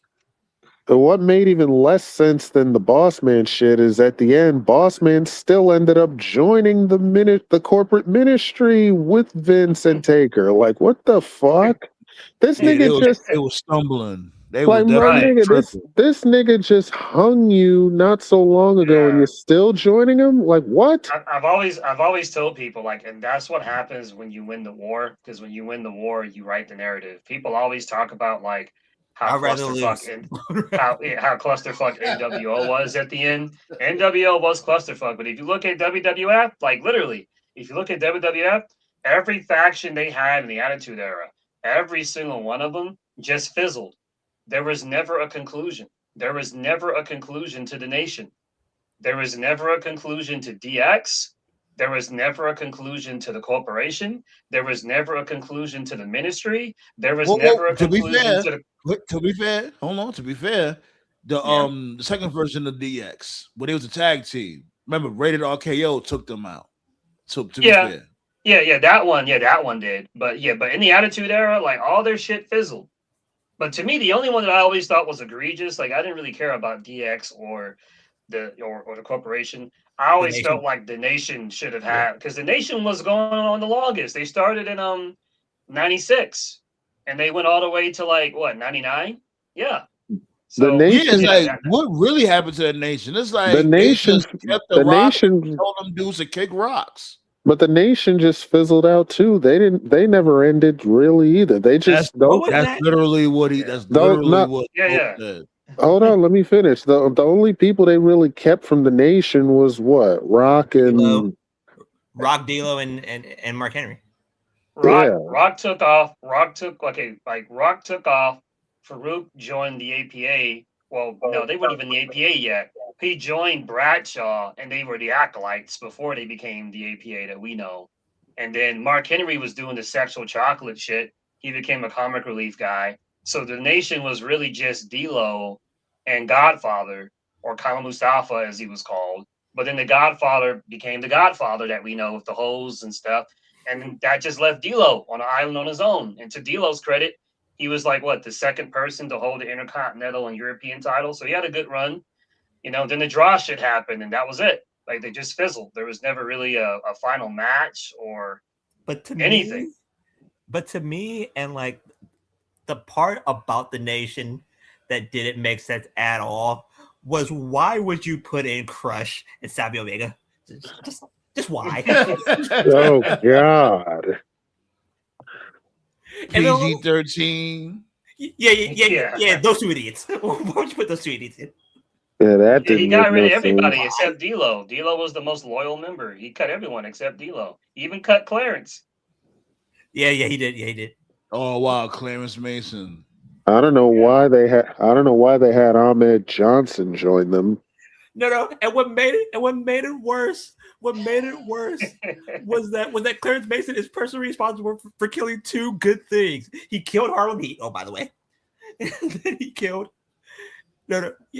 Yeah. First he killed the Nation, and then he killed Harlem Heat with that Harlem Heat 2000 bullshit. Don't forget that time when Vince asked Farouk, "Why did you kick out Ahmed?" And Farouk told him because there was a white man inside Ahmed screaming to come out. Yeah. I mean, was he wrong though? Let's get up out of here. I can't fuck with y'all. Y'all. Yeah, we gotta end with that. Oh, God. Oh, now no. Let's get up out of here, We gotta man. end with that. Oh man. Yeah, appreciate y'all for pulling up on a late night, B. Word up. Y'all enjoy the rest of y'all week. It's Good March night, East Coast, Madness go to and sleep, all you that. fucks. You know what I'm Yes, saying? yes, sir. Let's get up out of here. Appreciate y'all. Appreciate Ballet, C Flu, my dude Blaze. You know what I'm saying? Appreciate you, C Flu. You know what I'm saying?